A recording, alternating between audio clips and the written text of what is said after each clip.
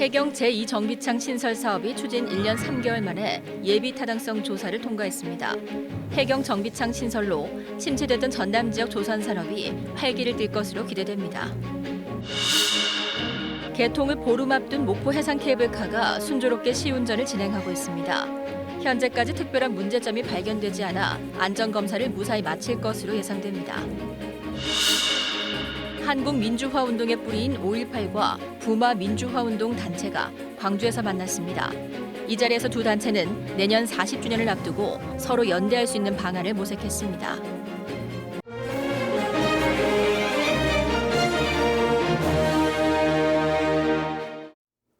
목포에서 전해드립니다. 목포의 해양경찰 정비창을 신설하는 사업이 최종 확정됐습니다. 1년 3개월 만에 예비 타당성 조사 관문을 통과하면서 선안권 조사를 활성화에도 청신호가 켜졌습니다. 박상훈 기자의 보도입니다. 수시로 서남해역을 침범하는 불법 조업 중국어선. 격렬한 저항에 우리 함정의 피해는 갈수록 커지고 있습니다. 하지만 선박 수리는 쉽지 않았습니다. 전문 정비 시설이 부산에만 있기 때문입니다. 이 같은 문제를 해결하기 위해 목포 내양 허사도 일대에 해경 서부정비창이 신설됩니다. 지난해 5월 예비 타당성 조사를 시작한 지 1년 3개월 만에 사업 추진을 확정지었습니다. 서부정비창은 부산 정비창보다 1.8배 큰 규모로 지어집니다. 대형 함정 3척과 중소형 경비 함정 12척을 동시에 수용할 수 있는 규모입니다. 서부정비창이 완공되면 부산 정비창과 업무 분담을 통해 경비 함정 수리 기간이 단축되고 침체에 빠진 전남 지역 조선산업 활성화에 활력을 불어넣을 것으로 기대를 모으고 있습니다. 선안권에는 중소조선업체 300여 곳이 있습니다. 그동안 선박 수주가 조조해서 지역이 상당히 어려웠었는데요. 해경 서부 정비창 사업으로 인해서 선박 조선업 활성화의 계기가 될 거로 예상하고 있습니다. 전라남도는 예타 통과를 조건으로 서부 정비창 기본 설계 예산 28억 원을 확보한 데 이어 실시 설계 예산 82억 원 지원을 정부에 요청했습니다. 계획대로라면 서부 정비창은 오는 2024년 준공됩니다. KBS 뉴스 박상훈입니다.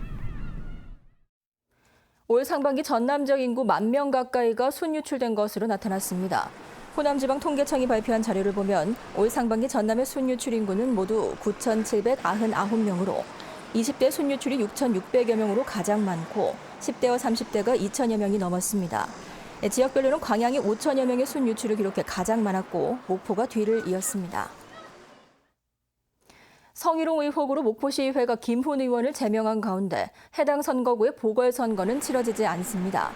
목포시 선거관리위원회가 오늘 위원회의를 열고 의원 정수의 4분의 1 이상 결혼이 아닌 경우에는 보궐선거를 실시하지 않을 수 있다는 공직선거법 201조에 따라 이같이 결정했다고 밝혔습니다. 선관위는 또 김 의원이 제명 처분 등에 대한 소송 제기 의사를 밝히고 있는 점 등도 함께 고려했다고 덧쳤습니다. 지난 2016년부터 시작된 목포 해상 케이블카 공사가 준공을 앞두고 막바지 시험 운전이 한창입니다. 아직까지 특별한 이상은 발견되지 않았는데요. 이대로라면 이번 주 중에 한국교통안전공단의 안전검사도 완료될 것으로 보입니다. 보도에 김광진 기자입니다. 목포 유달산과 고화도를 연결하는 목포 해상 케이블카가 웅장한 모습을 드러냅니다. 해상 구간 820m에 육상 구간 2.41km, 총 길이가 3.23km로 국내에서 가장 깁니다. 케이블에 매달린 케이블은 55개, 여수 해상 케이블카와 같은 포마사 제품이지만 목포는 10인승으로 2명이 더 탈 수 있습니다. 이 중 15개는 바닥을 볼 수 있도록 투명하게 만들어졌습니다. 초속 5m의 속도로 설계된 목포 해상 케이블카는 평소에는 초속 3, 4m로 운영하다 15m 이상의 강풍이 불면 가동을 멈춥니다. 지난 19일부터 한국교통안전공단의 안전검사가 시작돼 특별한 문제가 없으면 이번 주 중으로 안전검사가 마무리될 예정입니다. 캐빈이 타워를 지나갈 때 소음이나 진동이 상당히 적습니다. 이 부분은 선로 센터가 아주 정확하고 로프의 스플라이싱이 아주 균등하게 잘 되었다고 보시면 되겠습니다. 특히 이번 주 중에는 각 캐빈에 승객 10명 탑승을 가정한 750kg의 물통을 싣고 실제 같은 하중 시험도 진행할 예정입니다. 주차장 준비도 끝나 유달산 승강장에 453명과 고화도 쪽에 395면이 마련돼 840여 대의 차량이 주차할 수 있습니다. 이 검사는 검주 목요일까지 진행 완료를 하고 검주 후반에 로드 테스트를 진행하고 포마의 종합 확인을 거쳐 저희들이 운행을 하게 되겠습니다.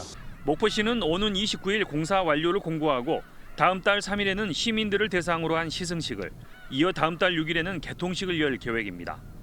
지난 4월 로프 이상으로 개통을 연기하는 등 우여곡절을 겪은 목포 해상케이블카가 목포 관광의 새로운 역사를 써내려갈지 주목됩니다. KBS 뉴스 김광진입니다.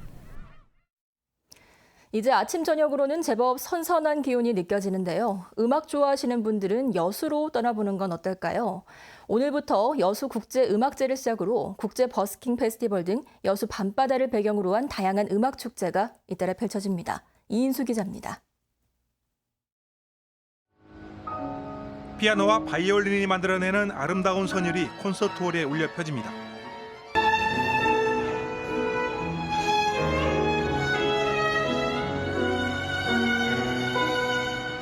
여수 국제음악제 참가자들의 리허설 현장입니다.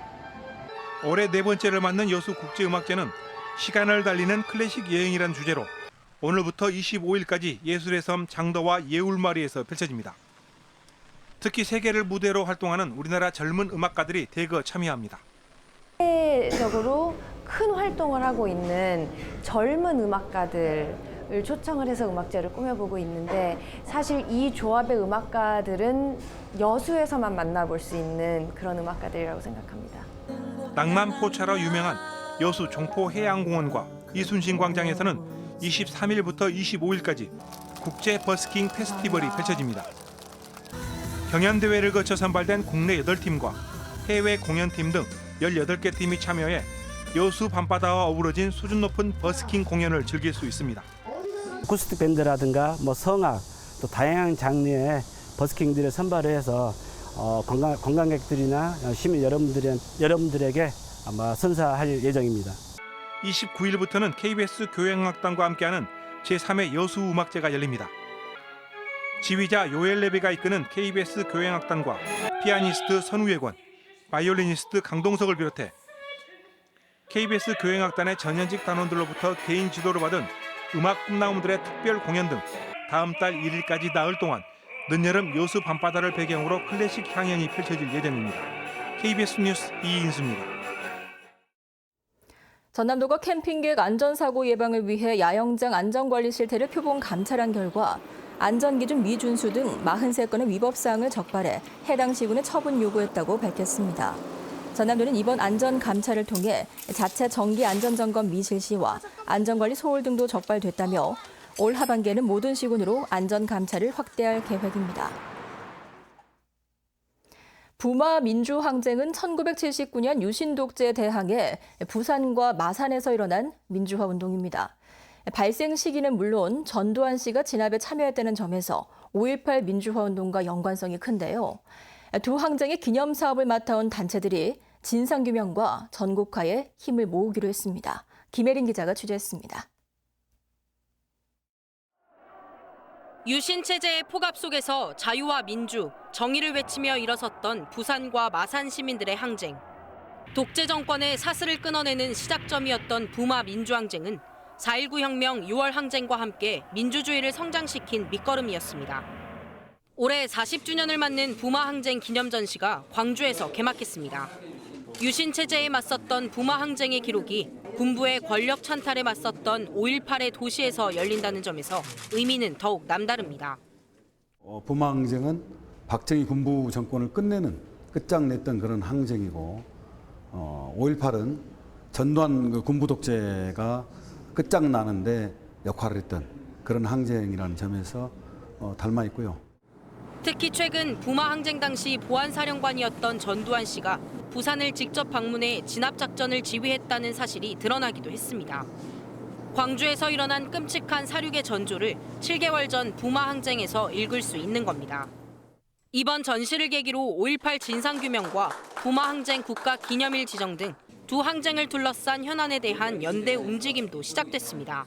그러니까 일단 부마와 5.18은 연계된 운동, 연계된 민주화 운동이라는 측면에서 서로 공동 연대를 해서 공동 현안들을 같이 좀 풀어나가자는 측면이 있습니다. 현재 부마항쟁의 역사를 담은 각종 사료와 해설, 10점의 예술 작품을 만나볼 수 있는 이번 전시는 다음 달 15일까지 이어집니다. KBS 뉴스 김혜린입니다. 제주항공이 무안국제공항과 중국 옌지 노선의 취항식을 열고 본격 운항에 들어갔습니다. 중국 옌지, 즉 연길은 연변 조선족 자치주로 백두산 관광의 관문인데다 중국 속의 작은 한국으로 불리면서 볼거리가 가득해 최근 여행객이 늘고 있습니다. 전남도는 일본 노선 감축과 중단에 따른 항공사의 어려움을 극복할 수 있는 계기가 될 것으로 전망했습니다. 전국 농민의 광주 전남 총연맹이 전남도가 지난 16일 입법 예고한 농어민 공익수당 지급 조례안 폐기를 촉구했습니다. 농민단체는 4만 3천여 명 도민이 서명한 주민조례 발의를 앞둔 상황에서 전남도가 자체 조례안을 입법 예고해 주민조례 청구권을 무시한 처사라며 이같이 비판했습니다.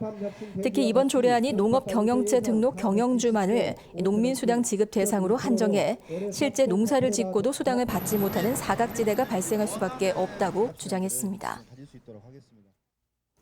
올해 전남의 보리 생산 면적은 줄었지만 생산량이 늘면서 가격이 하락한 것으로 나타났습니다. 전남도가 발표한 자료를 보면 올해 전남의 보리 면적은 2만 헥타르로 1년 전보다 7% 이상 줄었지만 작황 호조로 생산량은 지난해보다 32%가 증가한 20만 톤으로 집계됐습니다. 지금까지 목포였습니다.